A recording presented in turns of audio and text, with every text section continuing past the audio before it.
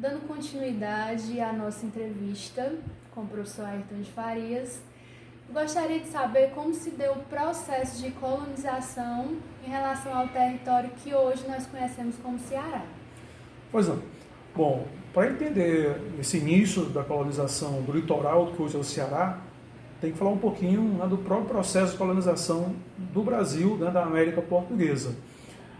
A coroa portuguesa, ela fundamenta a colonização desse território, né, Pernambuco e Bahia, mais ou menos a partir de 1530, em função da cana-de-açúcar.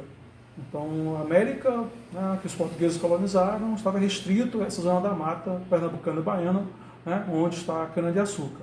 O resto do território, o Ceará, que hoje é o Ceará, inclusive, fica, portanto, no século XVI, quase que abandonado pela coroa portuguesa.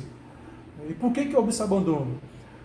Porque é uma região que não tinha riquezas minerais, não tinha ouro, não tinha prata, não servia para plantar cana-de-açúcar, não tinha um pau-brasil, uma área que tinha uma grande quantidade de povos indígenas que vão ofertar uma enorme resistência a esses colonizadores, uma área de difícil acesso, é muito ruim no litoral cearense, difícil atracagem no litoral cearense.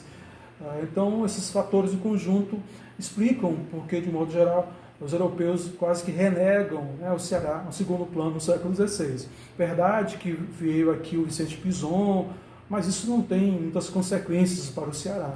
Vieram aqui, não encontraram nada que interessasse, talvez, e foram embora. De forma efetiva, só vai se tentar realmente começar a colonizar o litoral do Ceará no começo do século XVII. Isso por razões de ordem estratégica e militar. A questão de ordem estratégica e militar se liga a uma consequência da própria expansão marítima europeia.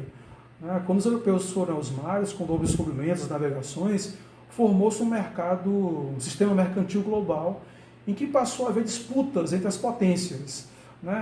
França, Holanda, Inglaterra, Portugal, Espanha.